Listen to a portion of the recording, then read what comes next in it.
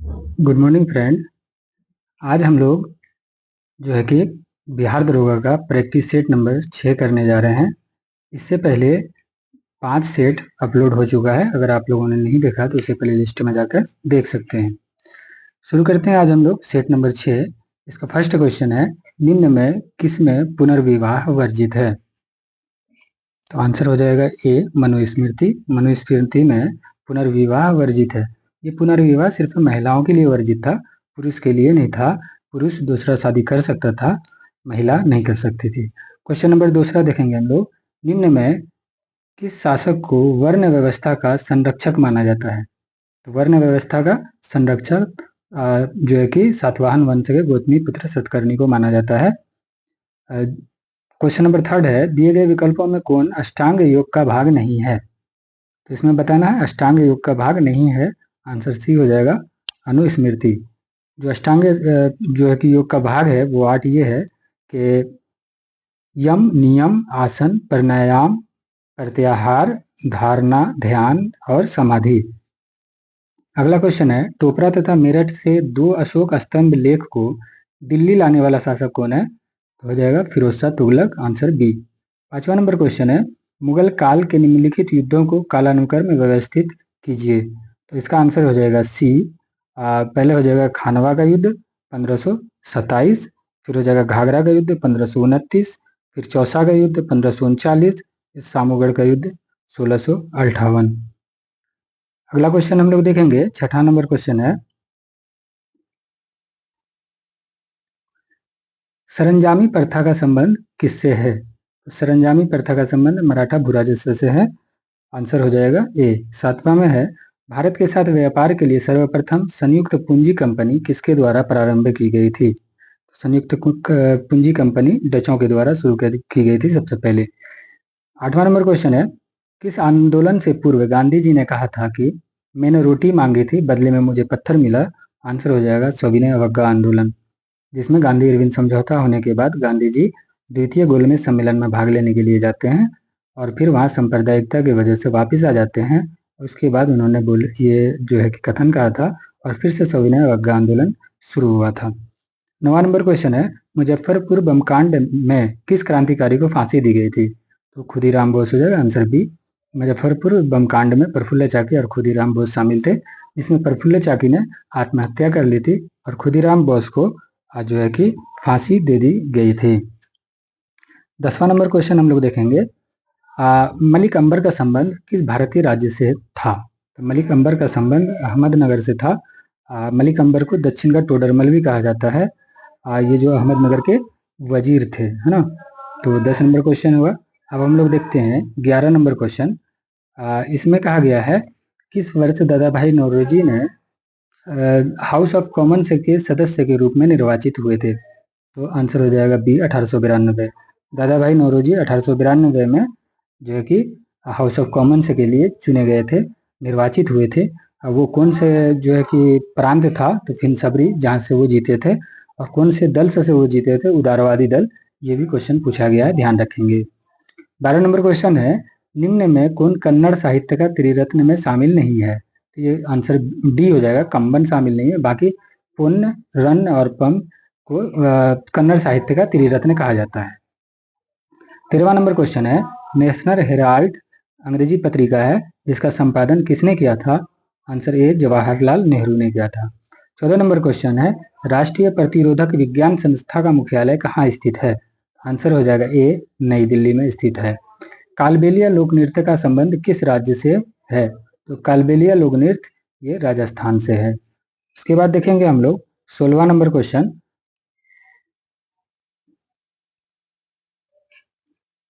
इसमें कहा गया है, पुलित्जर पुरस्कार देने की शुरुआत किस वर्ष हुई है? तो पुलित्जर पुरस्कार देने की शुरुआत किस वर्ष हुई है? तो 1917 में हुई है। आंसर ए हो जाएगा। 17 नंबर क्वेश्चन है, आधुनिक कंप्यूटर की खोज सर्वप्रथम किस वर्ष से की गई है? आंसर हो जाएगा बी, 1946। आर्थिक समृद्धि में शामिल किया जा सकता है इसमें से किसे? तो आंसर बी हो जाएगा, राष्ट्रीय आय, सकल घरेलू उत्पाद और प्रति व्यक्ति आय परिवर्तन, ये राष्ट्रीय समृद्धि में शामिल किया जा सकता है। 19 नंबर क्वेश्चन है, कौन सी पंचवर्षीय योजना मानव संसाधन के विकास पर केंद्रित है?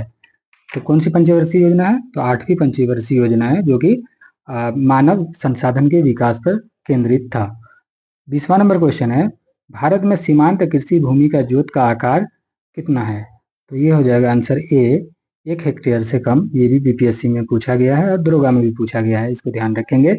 सीमांत कृषि भूमि की जोत का आकार 1 हेक्टेयर से कम होगा, और छोटी जोत भूमि का आकार 1 से 2 हेक्टेयर होगा, और फिर बड़ी जोत बोले तो 10 हेक्टेयर से अधिक भूमि जोत को बड़ी जोत में शामिल किया जाता है। तो ये हम लोगों ने 20वां नंबर क्वेश्चन देखा है। क्वेश्चन नंबर 21 देखेंगे हम लोग। इसमें कहा गया है कि निम्न में कौन सा कर केंद्र सरकार द्वारा लगाया जाता है और राज्य सरकार द्वारा एकत्र किया जाता है? तो स्टाम्प कर आंसर ए हो जाएगा। स्टाम्प कर केंद्र सरकार द्वारा लगाया जाता है और राज्य सरकार द्वारा वसूला जाता है, यही पूछा गया है। तो स्टाम्प कर जो है एक प्रकार का कर है जो भारतीय स्टाम्प अधिनियम 1889 के अनुसार अनुभाग 3 के तहत लिया जाता है। ये कर सभी संपत्तियों के लेन देन पर लगाया जाता है, याद रखेंगे। 22 नंबर क्वेश्चन है, निम्न में कौन सा एक राजकोषीय नीति का उपकरण नहीं है, ये बताना है। तो 22 का आंसर हो जाएगा सी, ब्याज दर नहीं हो जाएगा, आंसर सी। राजकोषीय नीति और एक होता है मौद्रिक नीति। राजकोषीय नीति जो कि सरकार बनाती है, मौद्रिक नीति आरबीआई बनाती है। तो इसी से ये क्वेश्चन था। 23 नंबर क्वेश्चन देखेंगे। हाल ही में 5 नए देश ब्रिक्स समूह में शामिल हुए हैं, निम्न में कौन सा देश शामिल नहीं हुआ है, ये बताना है। तो आंसर हो जाएगा डी, अर्जेंटीना इसमें शामिल नहीं है।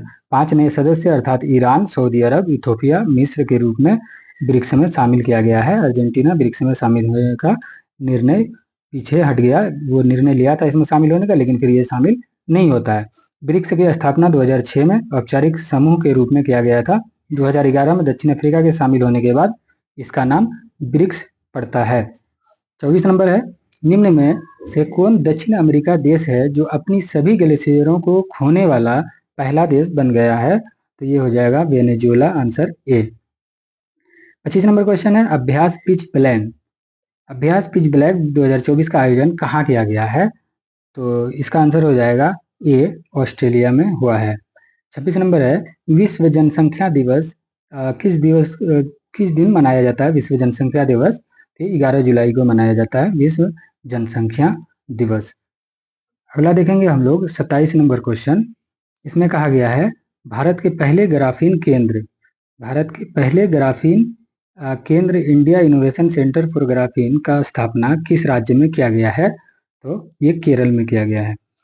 28 नंबर है, 2024 में राष्ट्रपति द्रौपदी मुर्मू द्वारा किसे लोकपाल का नया अध्यक्ष नियुक्त किया गया है? तो लोकपाल का नया अध्यक्ष कौन बने हैं? तो ये खानविलकर साहब बने हैं, अजय माणिकराव खानविलकर याद रखेंगे। जो पहले थे वो थे पीसी घोष, पिनाकी चंद्र घोष, और अभी जो बने हैं वो है अजय माणिकराव खानविलकर, ये दूसरे जो है कि लोकपाल अध्यक्ष बने हैं। 29 नंबर क्वेश्चन है, 18वीं भारत वन स्थिति रिपोर्ट 2023 के अनुसार भारत के कितने प्रतिशत क्षेत्र में वन एवं वृक्षावरण है, ये बताना है। आंसर बी हो जाएगा 25.17%। 30 नंबर क्वेश्चन देखेंगे हम लोग। केंद्रीय बजट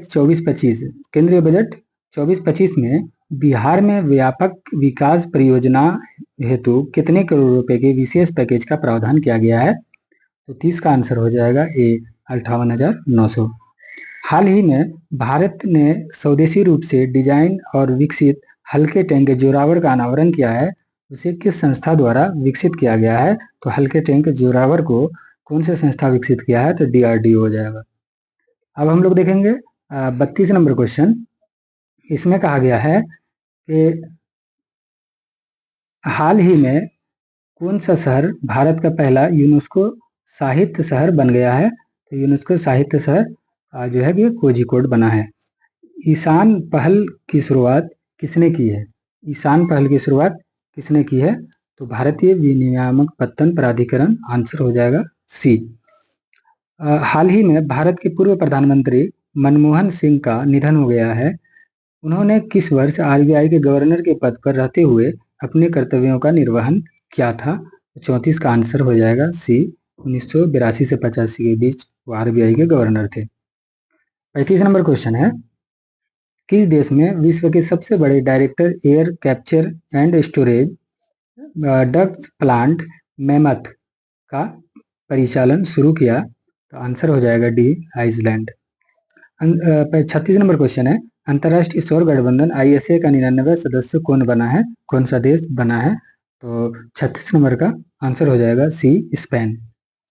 अगला क्वेश्चन हम लोग देखेंगे, 37 नंबर क्वेश्चन है, वर्ष 2024 में साहित्य अकादमी फेलोशिप सम्मान से किसे सम्मानित किया गया है? तो 37 का आंसर हो जाएगा Ruskin Bond, answer C. 38 number question है, राष्ट्रपति द्रौपदी मुर्मू ने राष्ट्रपति भवन के दरबार हॉल का नाम बदलकर क्या रखा है? तो दरबार हॉल का नाम बदलकर गणतंत्र मंडप रखा गया है। 39 नंबर क्वेश्चन है, भारत के किस राज्य में 5200 वर्ष पुराने हड़प्पा बस्ती की खोज की गई है? तो ये की गई है गुजरात में। 5200 वर्ष पुराने हड़प्पा बस्ती की खोज की गई, इसको याद रखेंगे, इंपॉर्टेंट क्वेश्चन है। 40 नंबर क्वेश्चन है, ऑनलाइन गेमिंग के प्रतिकूल प्रभाव को कम करने के लिए किस राज्य सरकार ने डिजिटल डिटॉक्स पहल की शुरुआत की है? तो आंसर हो जाएगा डी, कर्नाटक ने डिजिटल डिटॉक्स पहल की शुरुआत की है, याद रखेंगे। 41 नंबर क्वेश्चन है, पेरिस ओलंपिक 2024 में भारत के ध्वजवाहक के रूप में पीवी सिंधु के साथ कौन थे? पीवी सिंधु के साथ कौन थे ध्वजवाहक के रूप में पेरिस ओलंपिक 2024 में? तो हो जाएगा शरत कमल। 42 नंबर क्वेश्चन है, स्वतंत्र भारत में ओलंपिक के एक ही संस्करण में 2 पदक जीतने वाली पहली भारतीय खिलाड़ी बनी है मनु भाकर। तो 42 का आंसर हो जाएगा आपको जो है कि ए, मनु भाकर बनी है। अगला क्वेश्चन हम लोग देखेंगे, 48 नंबर क्वेश्चन हम लोग देखेंगे, इसमें कहा गया है पूजा फूल तोड़ रही है, इस वाक्य में कौन सी क्रिया है? तो इसमें इस सेट में जो है कि 4-5 हिंदी के क्वेश्चन दिए गए हैं और 2-3 इंग्लिश के क्वेश्चन भी दिए गए हैं, तो इसका भी आंसर को देख लेंगे आप लोग। तो इसका आंसर हो जाएगा 43 का सकर्मक क्रिया, आंसर सी। इसके बाद देखेंगे, निम्न में कौन सा घोड़ा का पर्यायवाची शब्द नहीं है? तो घोड़ा का पर्यायवाची शब्द नहीं है, तो हो जाएगा ए, अश्म। उसके बाद देखेंगे हम लोग, आश्व होता है, यहाँ आश्व में लिखा हुआ था इसलिए गलत है। 45 का देखेंगे हम लोग, निम्न में कौन सा शब्द वर्तनी की दृष्टि से अशुद्ध है? इसमें से बताना है कौन सा अशुद्ध है, तो इसका आंसर ए हो जाएगा, आषाढ़ अशुद्ध है। 46 नंबर देखेंगे हम लोग, इसमें कहा हे राम तुम कहाँ हो, वाक्य में कौन सा कारक है? तो इसमें हो जाएगा सी, संबोधन कारक है। इसमें हे राम तुम कहाँ हो, वाक्य में कौन सा कारक हो जाएगा? तो संबोधन कारक हो जाएगा, आंसर सी। 47 नंबर है, इनमें कौन कर्मधारय समास का उदाहरण है? तो 47 नंबर का हो जाएगा सी, श्वेत पत्र कर्मधारय समास का उदाहरण है। इसके बाद देखेंगे 2-3 इंग्लिश के भी क्वेश्चन है इसमें। तो पहला है जिसमें 48 से 49 में है, appropriate alternative to fill in the given blank. इसमें देखेंगे, पहला है each day the price of gold will, खाली जगह है, फिर ऑन द मार्केट, तो इसमें से कौन सा वर्ड जो है कि इसमें सुटेबल है ये बताना है। 48 का हो जाएगा डी, फ्लक्चुएट। अब देखेंगे हम लोग 49, इसमें भी फिल करना है, तो बताएंगे कि इसका क्या हो जाएगा 49 का। तो 49 का हो जाएगा फंडामेंटल। फिर देखेंगे 50 नंबर, इसमें क्या कहा गया है, formally put an end to a system, practice और institution, select appropriate one word substitution. तो इसमें आंसर हो जाएगा डी, एबोलिश। फिर देखेंगे हम लोग 51 नंबर क्वेश्चन, इसमें कहा गया है जूट के रेशों से सामानों का निर्माण करने में भारत विश्व में कौन सा स्थान रखता है? तो जूट के निर्माण में, जूट के रेशों से सामान बनाने के मामले में कौन से नंबर पे भारत आएगा, ये पूछा है, तो ये पहले नंबर पे आएगा। उसके बाद देखेंगे हम लोग, विश्व में सबसे अधिक थोरियम का भंडार भारत के किस राज्य में है? आंसर हो जाएगा केरल। सौरमंडल का सर्वाधिक कक्षीय गति वाला ग्रह कौन है, ये बताना है। तो सबसे अधिक कक्षीय गति वाला जो ग्रह होगा वो बुध हो जाएगा, 53 का आंसर ये हो जाएगा। अब हम लोग देखेंगे अगला क्वेश्चन 54 नंबर, इसमें कहा गया है निम्नलिखित में से कौन सा कथन सत्य है, ये बताना है। सभी भूकंपीय तरंगों का वेग अधिक घनत्व वाले पदार्थों में से गुजरने पर बढ़ जाता है, क्या सही है? सभी भूकंपीय तरंगों का वेग कम घनत्व वाले पदार्थों से गुजरने पर घट जाता है। तीसरा है, केवल प्राथमिक तरंगे ही पृथ्वी के केंद्रीय भाग से गुजर सकता है। तो इसमें बताना है कौन सा कथन सत्य है। तो 54 का डी हो जाएगा, ये सभी कथन सत्य है। 55 का देखेंगे हम लोग। इसमें कहा गया है तुगेला जलप्रपात निम्नलिखित में से किस देश में स्थित है? तो तुगेला जलप्रपात जो है ये दक्षिण अफ्रीका में है। पृथ्वी के ताप को बनाए रखने के लिए निम्नलिखित में से क्या उत्तरदायी है? तो पृथ्वी के ताप को बनाए रखने के लिए इसमें से कौन सा गैस उत्तरदायी है, ये बताना है। तो हो जाएगा ए और बी, यानी कि कार्बन डाइऑक्साइड और जलवाष्प दोनों उत्तरदायी है। 57 नंबर क्वेश्चन है, प्रति चक्रवात की दिशा उत्तरी गोलार्ध में कैसी होती है? तो आंसर हो जाएगा ए, घड़ी की सुई की दिशा के अनुरूप। और घड़ी के विपरीत दिशा में तो चक्रवात हो जाएगा। प्रति चक्रवात घड़ी की सुई की दिशा में होता है उत्तरी गोलार्ध में, और दक्षिणी गोलार्ध में उसके विपरीत हो जाएगा, उल्टा हो जाएगा। अब देखेंगे हम लोग 58 नंबर क्वेश्चन। इसमें कहा गया है मध्य एशिया के स्टेपी क्षेत्र ना, स्टेपी घास का मैदान हम लोग पढ़े हुए हैं। तो मध्य एशिया के स्टेपी क्षेत्र के निवासी द्वारा पशुओं की खालों से निर्मित अस्थायी मानव आवास को क्या कहा जाता है, ये बताना है। तो 58 नंबर का हो जाएगा यूर्त कहा जाता है, आंसर सी हो जाएगा। अगला क्वेश्चन है कच्छ का रण अभयारण्य निम्नलिखित में से किस जानवर के लिए प्रसिद्ध है? तो कच्छ का रण किसके लिए प्रसिद्ध है? तो जंगली गधों के लिए। 60 नंबर क्वेश्चन देखेंगे हम लोग। इसमें कहा गया निम्नलिखित में से किस पुरस्कार को ग्रीन ऑस्कर की संज्ञा दी जाती है? ग्रीन ऑस्कर के नाम से भी जाना जाता है, कौन से पुरस्कार को, ये बताना है। तो ये विटली पुरस्कार को ग्रीन ऑस्कर के नाम से भी जाना जाता है, पर्यावरण के क्षेत्र में दिया जाता है।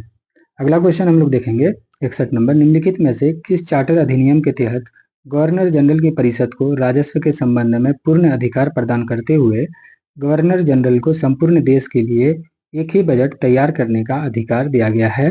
61 का आंसर हो जाएगा सी। 1833 के चार्टर अधिनियम के तहत जो है कि संपूर्ण भारत के लिए एक ही बजट तैयार करने का अधिकार गवर्नर जनरल को दिया गया था। 62 नंबर क्वेश्चन हम लोग देखेंगे। इसमें कहा गया है कि संविधान सभा के प्रमुख समितियों में प्रक्रिया नियम समिति का अध्यक्ष कौन थे? प्रक्रिया नियम समिति का अध्यक्ष जो है कि राजेंद्र प्रसाद थे, आंसर हो जाएगा डी। अगला क्वेश्चन देखेंगे हम लोग। भारतीय संविधान में कितने प्रकार के न्याय, स्वतंत्रता और समानता का उल्लेख किया गया है? तो ये भारतीय संविधान के प्रस्तावना में किया गया है, जिसमें कि 3 प्रकार के न्याय, 5 प्रकार की स्वतंत्रता और 2 प्रकार के जो है कि समता की बात की गई है। तो आंसर डी हो जाएगा, जिसमें 3 प्रकार के न्याय हैं, सामाजिक न्याय, आर्थिक न्याय और राजनीतिक न्याय। और 5 प्रकार की स्वतंत्रता है, अभिव्यक्ति, विचार, धर्म, विश्वास और उपासना की स्वतंत्रता। और 2 प्रकार की समता का उल्लेख है, प्रतिष्ठा और अवसर की समता। तो 64 नंबर क्वेश्चन है भारतीय संविधान में वित्तीय आपात कानूनों का समान संरक्षण की अवधारणा निम्नलिखित में से किस देश की संविधान से ली गई है, ये बताना है। तो 64 का हो जाएगा आंसर ए, संयुक्त राज्य अमेरिका यूएसए से लिया गया है।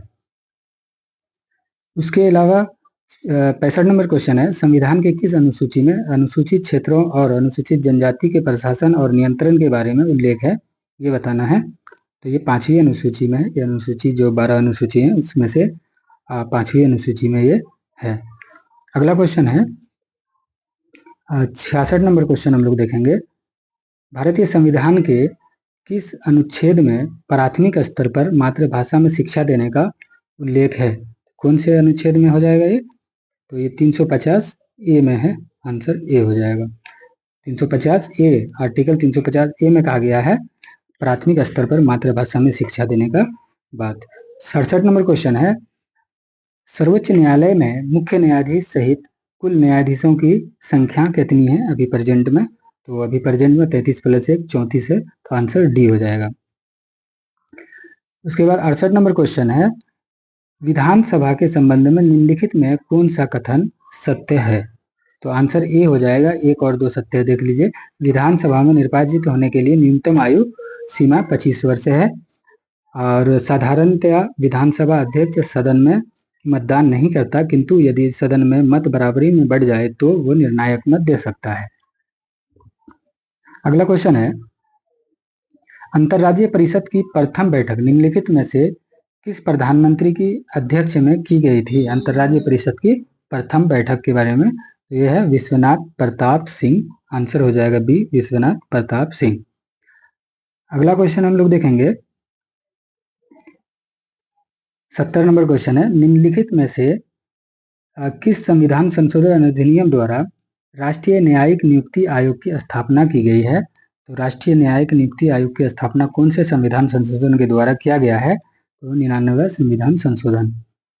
अगला क्वेश्चन है 71वां नंबर, सूर्य विकिरण मापक उपकरण को क्या कहा जाता है? तो इसको कहेंगे एंटीनोमीटर। आंसर ए हो जाएगा। 72 नंबर क्वेश्चन है, एक तीक्ष्ण वृत्ताकार पथ पर तीव्र गति से जाता हुआ 4 पहिया वाला वाहन के संबंध में निम्नलिखित में से कौन सा कथन सत्य नहीं है, कौन सा गलत है, ये बताना है। तो 72 का देख लीजिए, आंसर हो जाएगा ए, 1 और 2 सही नहीं है। बाहरी पहिए पे उल्टेगी नहीं, ये अंदर के पहिए पे उल्टेगी, और अंदर की तरफ फिसलेगी नहीं, ये बाहर की तरफ फिसलेगी, यही दोनों गलत है। बाकी जो 3 और 4 है, अंदर के पहिए पे उल्टेगी सही है, और बाहर की तरफ फिसलेगी ये सही है। अब हम लोग देखेंगे 73 नंबर क्वेश्चन है, प्रकाश के तरंग का निर्धारण निम्नलिखित में से किससे होता है? तो प्रकाश के तरंग का जो निर्धारण है तरंग दैर्घ्य से होता है। आंसर सी हो जाएगा इसका, तरंग दैर्घ्य। अगला नंबर क्वेश्चन हम लोग देखेंगे, 78 नंबर क्वेश्चन हम लोग देखेंगे। इसमें कहा गया है, परमाणु जिसमें प्रोटॉन की संख्या समान परंतु न्यूट्रॉनों की संख्या जो है कि अलग अलग रहती है, उसे क्या कहते हैं? तो 78 का ये हो जाएगा समस्थानिक। जिसमें प्रोटॉनों की संख्या समान रहती है लेकिन न्यूट्रॉन की संख्या अलग अलग होती है, उसको क्या कहेंगे? समस्थानिक कहेंगे। अगर न्यूट्रॉन की संख्या समान है तो उसको कहेंगे समन्यूट्रॉनिक, है ना। अगर द्रव्यमान संख्या समान है तो उसको समभारिक कहेंगे। अगला क्वेश्चन है 79 नंबर, क्यूपराइट निम्नलिखित में से किस धातु का अयस्क है? क्यूपराइट किसका अयस्क है ये बताना है, तो ये कॉपर का अयस्क का। आंसर सी हो जाएगा। नीचे दिए गए कूट का प्रयोग कर सूची 1 को सूची 2 से सुमेलित कीजिए। सूची 1 में देखिए औद्योगिक प्रकरण, और सूची 2 में किस उद्योग से संबंधित है वो बताना है। तो 80 नंबर क्वेश्चन हम लोग देखेंगे, इसमें बी हो जाएगा। जैसे भंजक, भंजक का क्या हो जाएगा? तो पेट्रोलियम के लिए किया जाता है। उसी तरह परगलन, परगलन किसके लिए किया जाएगा? तो ताम्र के लिए, उसकी तांबा के लिए, है ना। और तीसरा हाइड्रोजनीकरण किसके लिए होता है? खाद्य वसा के लिए। और वल्करीकरण जो होता है ये रबड़ के लिए यूज होता है। 81 नंबर क्वेश्चन है, कठोर जल का प्रयोग निम्नलिखित में से किसके लिए नहीं किया जाता है? तो 81 नंबर का देख लेंगे हम लोग, इसमें हो जाएगा डी, इनमें से सभी। 82 नंबर क्वेश्चन हम लोग देखेंगे, इसमें कहा गया है कि कीट भक्षी पौधे जिसमें मृदा में उगते हैं वो मृदे में किसकी कमी होती है ये बताना है। तो जहाँ पे नाइट्रोजन की कमी होती है वहाँ पे कीट भक्षी पौधे उगते हैं, और वो कीट भक्षी पौधे जो है उस जो है कीट से नाइट्रोजन की प्राप्ति करते हैं। 83 नंबर क्वेश्चन है, एथिलीन का प्रयोग निम्नलिखित में से कहाँ नहीं किया जाता है ये बताना है। एथिलीन का प्रयोग इसमें से किसमें नहीं किया जाता है ये बताना है। आंसर हो जाएगा डी। बाकी ये सब में एथिलीन का प्रयोग किया जाता है। मास्टर गैस में किया जाता है, निश्चेतक के रूप में किया जाता है, फलों को पकाने में भी एसिटिलीन का प्रयोग किया जाता है। 84 नंबर क्वेश्चन है, बुलेट प्रूफ वस्त्र बनाने में निम्नलिखित में से किसका उपयोग किया जाता है? तो बुलेट प्रूफ बनाने के लिए पॉलीएमाइड का, यानी कि आंसर बी हो जाएगा। बुलेट प्रूफ वस्त्र बनाने के लिए पॉलीएमाइड का प्रयोग किया जाता है। 85 नंबर है, जेली बनाने हेतु निम्नलिखित में से कौन सा फल सर्वाधिक उपयुक्त है? तो जेली बनाने के लिए सर्वाधिक उपयुक्त फल है अमरूद। इसको याद रखेंगे, जेली बनाने के लिए जो है कि प्रयुक्त है वो कौन सा फल हो जाएगा? तो अमरूद हो जाएगा। 86 नंबर क्वेश्चन हम लोग देखेंगे, इसमें कहा गया निम्नलिखित में कौन सा कथन सही नहीं है? ध्यान रखेंगे, सही नहीं है ये बताना है। तो 86 नंबर का हो जाएगा आंसर डी, ये सही नहीं है, बाकी सब सही है। 87 नंबर में देखेंगे, सांप के जहरीले विष दंत होते हैं जो रूपांतरित रूप है, तो ये किसका रूपांतरित रूप हो जाएगा? तो डी हो जाएगा, जाम्बिका दंत का रूपांतरित रूप होता है। 88 नंबर है, प्रोटीन संश्लेषण में निम्नलिखित में से किस कोशिकांग की भूमिका सबसे अधिक महत्वपूर्ण है प्रोटीन संश्लेषण में? तो 88 का आंसर ए हो जाएगा, राइबोसोम तथा अंतर्जलीय जालिका, है ना। अगला क्वेश्चन है 89 नंबर, देखेंगे हम लोग। निम्नलिखित में से किस फसल में नील हरित शैवाल मुख्यतः जैव उर्वरक के रूप में प्रयोग किया जाता है? तो हो जाएगा धान के खेत में, है ना। Answer D. 90 नंबर क्वेश्चन है, दांतों पर जमी परतें निम्नलिखित में से किसकी बनी होती है? तो दांतों पर बनी परतें किसकी बनी होगी? तो इसका आंसर हो जाएगा डी, भोजन के कण, थूक और मुख अम्ल, बैक्टीरिया वगैरह, ये हो जाएगा। तो इसका आंसर हो जाएगा डी। अगला क्वेश्चन हम लोग देखेंगे 95 नंबर क्वेश्चन हम लोग देखेंगे। इसमें कहा गया है, कोशिका के उस प्रकार की पहचान करें जो लंबी और शाखित होती है। तो आंसर हो जाएगा इसका ये, तंत्रिका कोशिका जो है वो लंबी और शाखित होती है। 96 नंबर क्वेश्चन, 96 से लेकर जो 100 तक इसमें मैथ के क्वेश्चन है, इसमें हम आंसर बता दे रहे हैं, आप लोग इसको सॉल्व कर लेंगे। तो 96 का आंसर हो जाएगा बी 53, और 97 का आंसर हो जाएगा ए, और 98 का आंसर हो जाएगा बी, 99 का हो जाएगा डी, और 100 का हो जाएगा सी 240। चलिए दोस्तों, इसके साथ ये सेट कंप्लीट होता है। अब हम लोग मिलेंगे नेक्स्ट सेट में। धन्यवाद।